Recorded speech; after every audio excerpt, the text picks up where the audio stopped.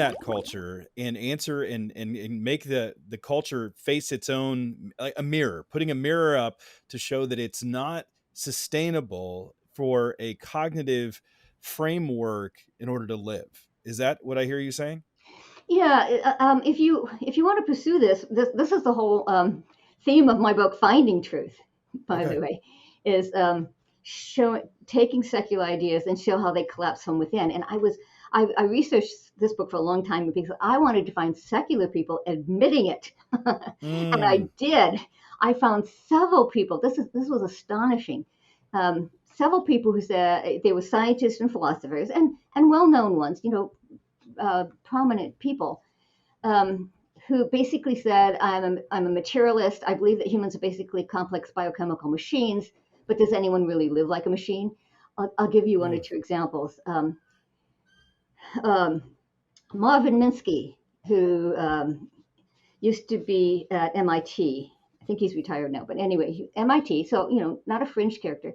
He wrote a book called, uh, he wrote a book in which he argued, um, he was most famous for his phrase, the human brain is just a 3-pound computer made of meat.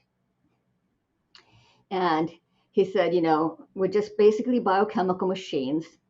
There's no such thing. Because we're computers, we don't have free will. My computers don't have free will, and so neither do we. And then he says, um, but we cannot give we cannot give up the concept of free will, because all of our understandings of the mental world is based on the notion of free will. And here's his direct quote: we cannot ever give this up, this concept. We cannot ever give it up, even though we know it's false. In other words, according to his materialistic worldview, there is no free will, there is no mental life. There's just neurons firing in the brain. But we can't give it up in practice, even though we know it's false. And this is an incredible cognitive dissonance. And in my book Finding Truth, I show that every secular, well, and non-Christian, but I deal mostly with secular worldviews, um, have lead to cognitive dissonance, and that's what you can use in evangelism. That you can Mm. help them to see that their own worldview doesn't fit the facts. Mm. Here's the example that my students always remember the most. This is Rodney Brooks, also MIT.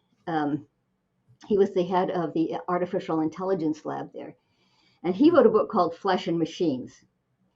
And in that book, once again, he says, we're just biochemical machines, we're robots. And by the way, when they say no free will, I used to think, well, that's just one feature of human beings. Why Mm. do, there's a lot of other ones. But it turns out that they talk a lot about free will because it's the foundation of all the other human, distinctively human features. Like, think what you couldn't do if you didn't have free will. You couldn't love, right? Because robots don't love. You couldn't do any sort of creativity or arts. What else? You couldn't even think rationally because you'd be programmed to think a certain way, so it wouldn't be a rational choice. And so free will has become sort of the touchstone for all of these distinctively human traits. So here's Rodney Brooks saying we don't have free will, we're just machines. And then he says, I know most people, it's hard to see people as Mm. just machines. But when I look at my children, when I force myself, I can see that they are machines. Mm. And then he says, is that how I treat them? Of course not. They have my unconditional love, which he then says is totally irrational within my worldview.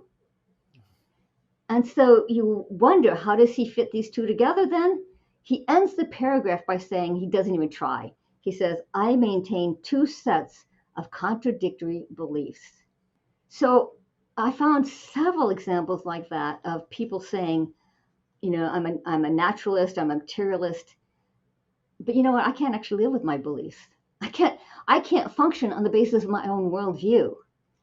So that's wonderful examples that we can use in evangelism as we learn then from these examples, we can learn how to do it with other worldviews as well, of course. We can help people see, pinpoint where the cognitive dissonance is, pinpoint where they cannot live within their own worldview. And then that shows them that their own worldview isn't big enough. It's not big enough to encounter even their own experience. We don't have to tell them, be open to the Christian worldview, be open to the existence of God. We can say, look at your own experience. Your worldview doesn't even explain your own experience of reality. And so that is very powerful.